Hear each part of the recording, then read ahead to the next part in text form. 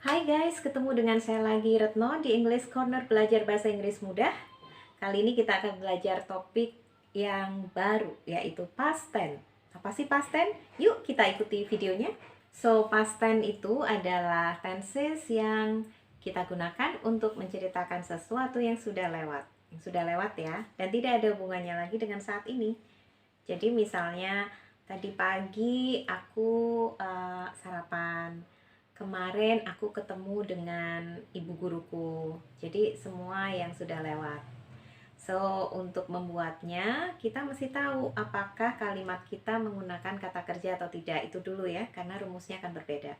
Kalau fungsi kan semuanya udah jelas. Fungsinya cuma satu, yaitu untuk menceritakan sesuatu yang sudah lewat.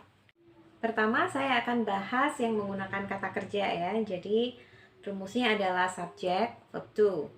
Subject, I, you, we, they, he, she, it. Lalu kata kerja kedua, verb to. Kalau dalam present perfect kita menggunakan verb 3, maka dalam past tense kita menggunakan verb to. Nah, kalau Anda belum hafal, sekali lagi Anda harus wajib ya, ini wajib googling atau Anda print lalu tempel di kamar atau tempel di ruang kerja supaya setiap saat Anda bisa menghafal. So, subject verb to. Misalnya, I spoke to Mr. Rahmat yesterday. I spoke, bukan speak, tapi spoke. I spoke to Mr. Rahmat yesterday. Ada keterangan waktu yesterday, yaitu kemarin yang menunjukkan sudah lewat. Nah, kemudian untuk menggunakan kalimat negatif, membuat kalimat negatif, Anda cukup menggunakan satu to be yaitu did. Very easy. Did ini bisa digunakan untuk semua subjek, ya. Misalnya dalam kalimat based on the first sentence, berdasarkan kalimat yang pertama tadi, saya rubah menjadi kalimat negatif menjadi I did not speak to Mr. Rahmat yesterday. I did not atau I didn't speak to Mr. Rahmat yesterday. So, kenapa menggunakan speak, kenapa tidak spoke? Karena kita sudah menggunakan did. Nah, jadi tidak boleh ada double verb to. Karena did itu pun juga sudah verb to, maka kata kerja berikutnya yang digunakan harus kembali ke base form atau ke kata kerja bentuk satu.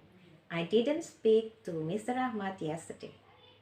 Lalu kalau Anda ingin membuat kalimat yes or no question-nya, apakah Anda bicara dengan Pak Rahmat kemarin? So, apakah itu berarti did-nya ditaruh di awal kalimat, di depan ya.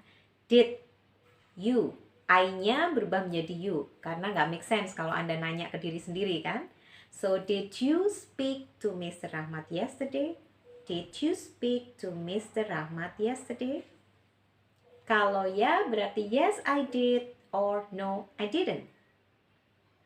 Dan yang terakhir, jika Anda ingin membuat kalimat tanya dengan WH question word, remember apa itu WH question word?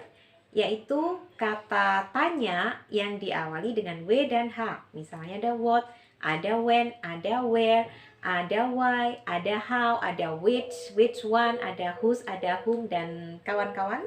Nah, berarti WH-nya itu ditaruh di depan ya. Ditaruh di depan, kemudian struktur berikutnya sama mengikuti. Jadi WH, lalu to be, lalu subjek, kata kerja pertama. Misalnya, kalau dari kalimat yang tadi saya mau nanya, kenapa kamu bicara dengan Pak Rahmat yesterday misalnya? Why did you speak to Mr. Rahmat yesterday?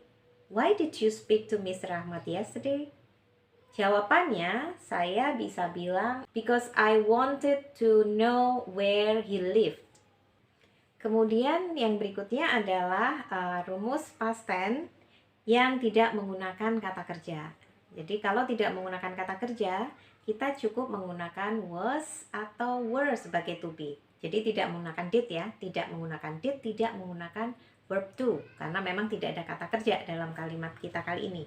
Misalnya apa sih kalimat yang tidak menggunakan kata kerja? For example, I was here yesterday. Aku di sini kemarin. Di sini itu adalah keterangan tempat, bukan kata kerja. Kemudian he was happy last night. He was happy last night. Dia bahagia tadi malam.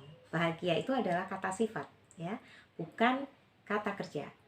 Atau misalnya My mother was a singer. My mother was a singer. Singer itu adalah pekerjaan, occupation atau job, bukan kata kerja. So maknanya kalau kita bilang my mother was a singer, berarti beliau sekarang sudah bukan penyanyi lagi, sudah pensiun ya. Gitu maknanya. Nah, sekarang kita pelajari ya gimana cara membuatnya. Jadi very simple, subject, was were, kemudian kata selanjutnya yang kita gunakan non-verb tadi ya. So, for example, in the statement you can say, as I said earlier, we were happy last night. We were happy last night. Tadi malam kita bahagia. Kemudian kalimat negatifnya tinggal menambahkan not setelah to be. So, we were not disingkat menjadi weren't. We weren't happy last night. Kemudian untuk yes or no questionnya, yes or no question sentence berarti to be di depan sama to be di depan, were, kemudian subjek, kemudian kata yang mengikuti. Were you happy last night? Apakah kamu bahagia tadi malam? Were you happy last night? Kalau iya berarti yes I was. Bukan yes I am ya, yes I was. No, I wasn't. Was not disingkat menjadi wasn't. No, I wasn't. Nah, berikutnya untuk membuat WH question.